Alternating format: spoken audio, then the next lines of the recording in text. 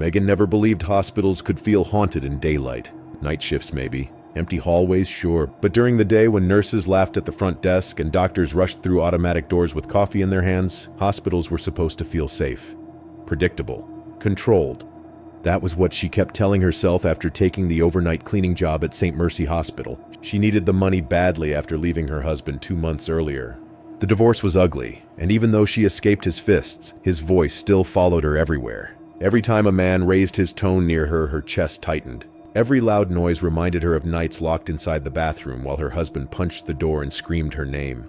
The hospital job was supposed to be temporary, quiet, a place where nobody knew her story. But 3 weeks after starting there, Megan began hearing rumors about the basement, and by the time she understood they were true, people had already started dying. The basement level of St. Mercy was older than the rest of the building. Most employees avoided it unless they absolutely had to go there. It was mostly storage rooms, broken equipment, old patient files, and the hospital incinerator. The elevators opened into a narrow hallway with flickering lights that buzzed like angry insects. Megan hated cleaning there because the air felt colder than anywhere else in the hospital. The first time she went down alone, she noticed strange clown drawings scratched into the walls near the maintenance room. At first, she thought bored workers had done it as a joke. But the drawings were disturbing.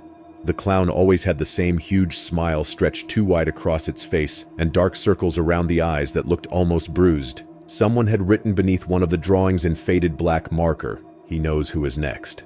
Megan asked another cleaner named Rosa about it during their lunch break. Rosa immediately stopped smiling. She glanced around the cafeteria before leaning closer.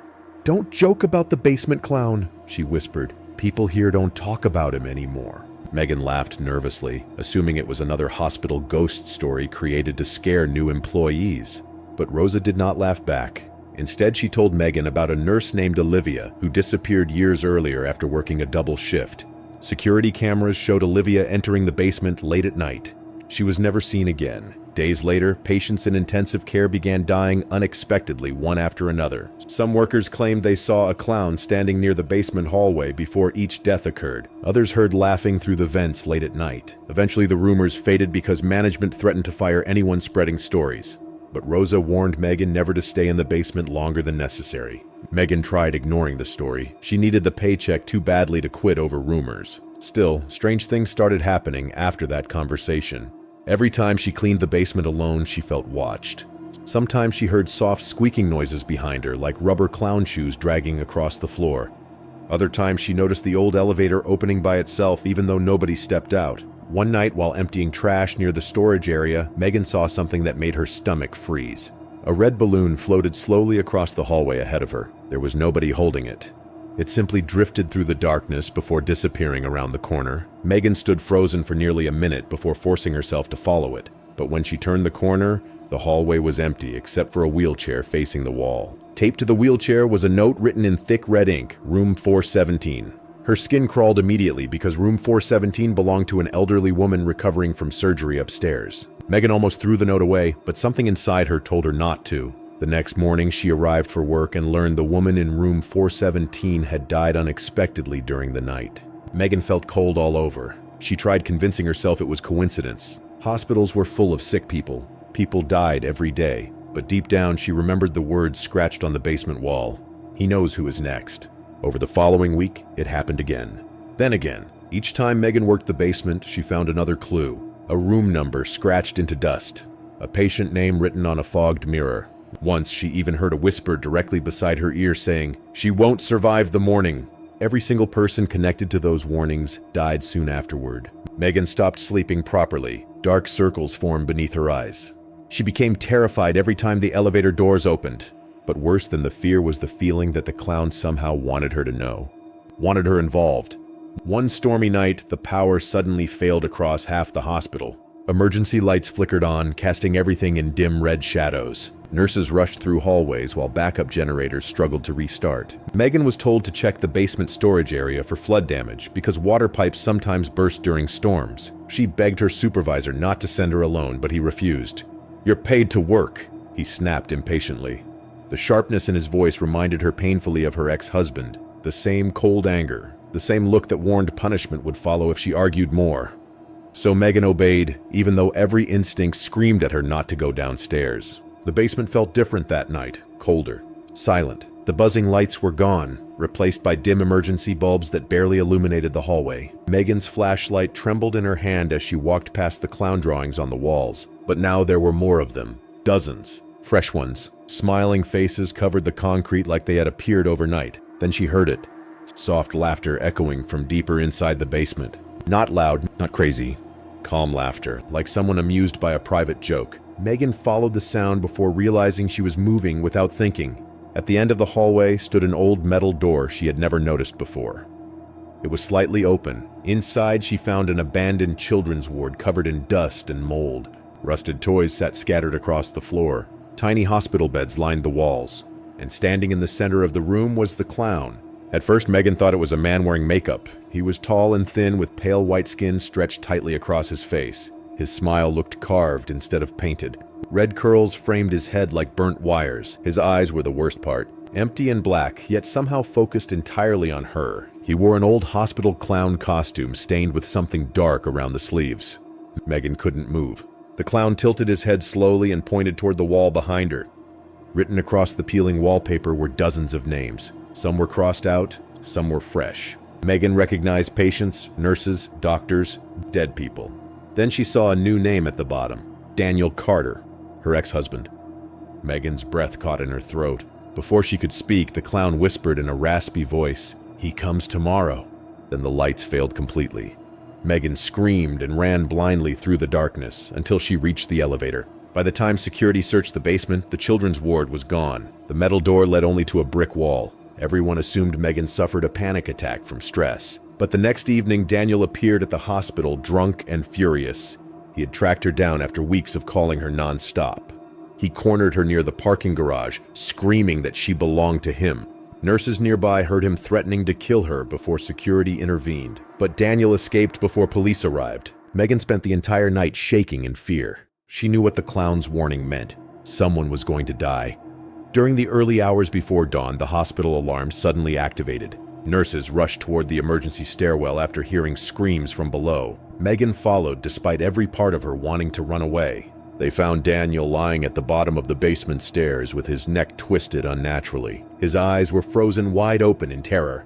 One of the officers said it looked like he had fallen, but Megan noticed something nobody else saw. Painted on the wall behind Daniel in fresh red letters were the words, "He finally found you." The police ruled Daniel's death an accident.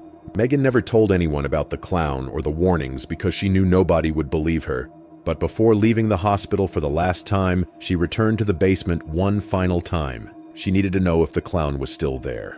The hallway was silent. The drawings were gone. Everything looked normal again. Relieved, Megan turned toward the elevator. But as the doors slowly closed, she noticed something written on the inside wall in dripping red ink. "Thank you for helping me." Then, from somewhere deep beneath the hospital, she heard soft laughter echo through the darkness one last time.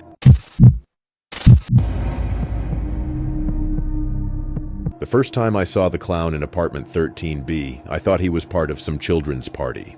I remember standing near the broken elevator with grocery bags cutting into my fingers while hearing soft music somewhere above me.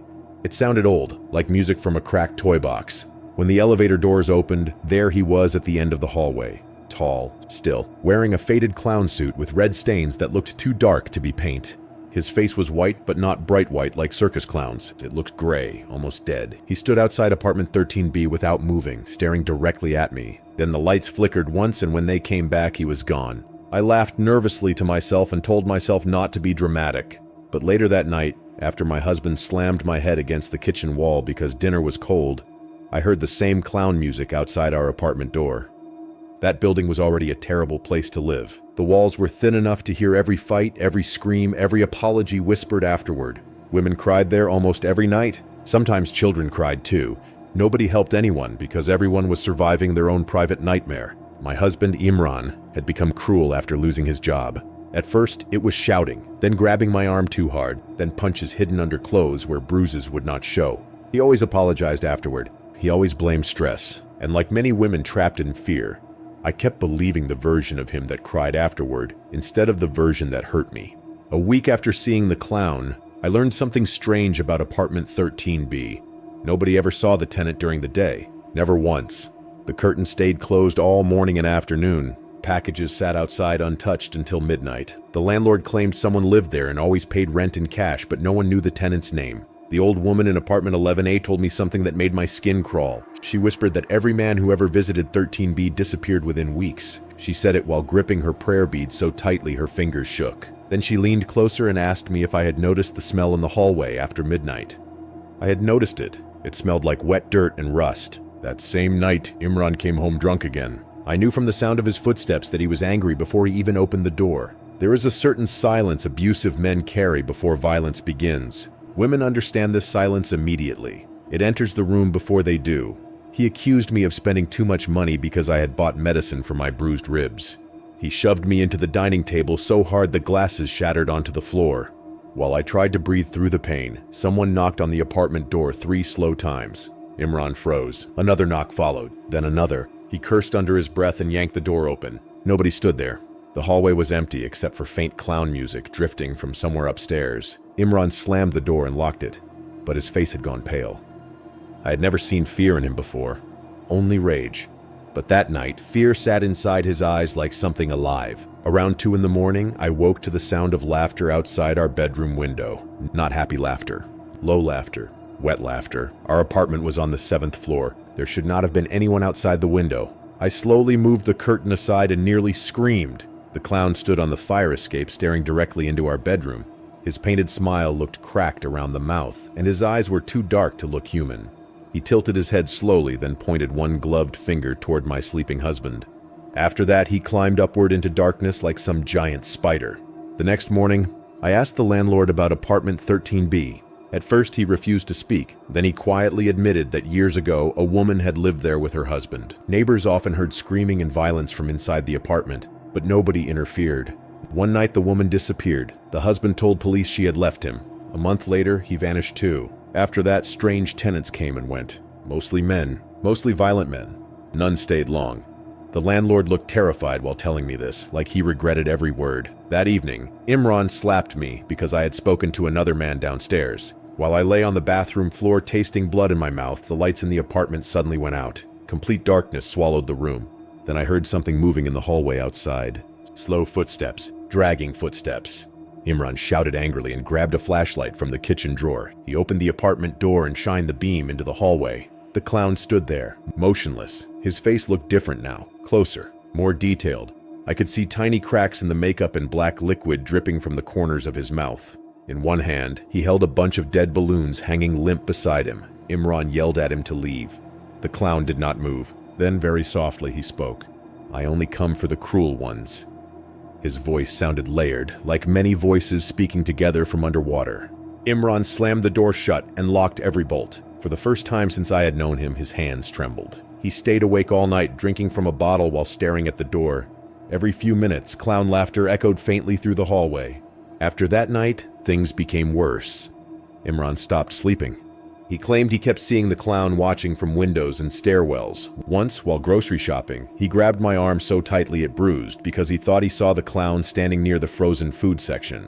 I almost believed stress had broken his mind, until I saw it too. 3 nights later, I returned from throwing trash outside. As I passed apartment 13B, I noticed the door was slightly open. Warm yellow light spilled into the hallway along with soft carnival music. Curiosity pulled me closer, even though every instinct screamed at me to run. I looked inside. The apartment was enormous compared to the others, but completely empty except for hundreds of children's toys scattered across the floor. Old dolls, broken music boxes, tiny shoes, and photographs covering every wall. Photographs of women, bruised women, crying women, women with swollen eyes and split lips. My stomach turned as I recognized faces from the building. Some had moved away years ago. Some were dead. Then I saw one new photograph hanging alone near the center wall. It was me. Behind me, the apartment door slammed shut. I spun around, and the clown stood only inches away. His smell was unbearable now, like mold and something rotting underground. I tried to scream, but he slowly raised one finger to his lips. "You are not the one I came for," he whispered. Then he pointed behind me. I turned and saw another figure standing deep in the apartment darkness. A woman, thin and pale. Her face was bruised horribly. One eye swollen shut. She wore an old blood-stained nightgown. When she stepped closer, I realized her neck bent at an unnatural angle. "He killed me," she whispered. Before I could react, the apartment door opened by itself behind me. I ran all the way back to my apartment shaking violently. Imran did not believe me at first. Then the knocking started again. 3 slow knocks. Always 3. The next few days became unbearable. Every night the clown appeared closer, first outside windows, then outside doors, then inside reflections. Imran stopped pretending to be brave. He drank constantly and slept with kitchen knives beside the bed. Sometimes he screamed awake, claiming the clown was standing over him while he slept. Then came the final night. Rain hammered against the building while thunder shook the walls. Imran came home furious because I had secretly called my sister asking for help to leave him. He hit me harder than ever before. I fell against the kitchen counter, unable to breathe. He grabbed my throat while screaming that I belonged to him. Then the apartment lights went out. Completely. Imran released me immediately. In the darkness, clown music began playing softly from the hallway. The apartment door slowly creaked open by itself. A pale hand appeared first, then another. Then the clown stepped inside. Behind him stood dozens of women. Bruised women, bleeding women, dead women. Their empty eyes locked onto Imran. He screamed and grabbed a knife, but the clown only tilted his head and smiled wider than any human mouth should smile. The women moved forward together, surrounding my husband while he begged and cried. I ran into the bathroom and locked the door, covering my ears against the sounds outside. The screaming lasted less than a minute. When silence finally came, I stayed hidden until morning sunlight crept through the bathroom window. When I opened the door, the apartment was empty. Imran was gone. The only thing left behind was one red clown balloon floating near the ceiling. I moved out of that building the same day. Police never found my husband. They assumed he abandoned me and fled. Maybe they were right. But sometimes, late at night, I still hear faint carnival music outside my apartment window. And last week, while visiting a friend in another city, I noticed something that made my blood run cold. On the top floor of her building, there was an apartment with black curtains covering every window, apartment 13B, and standing behind the glass was the clown, waiting patiently for darkness to come.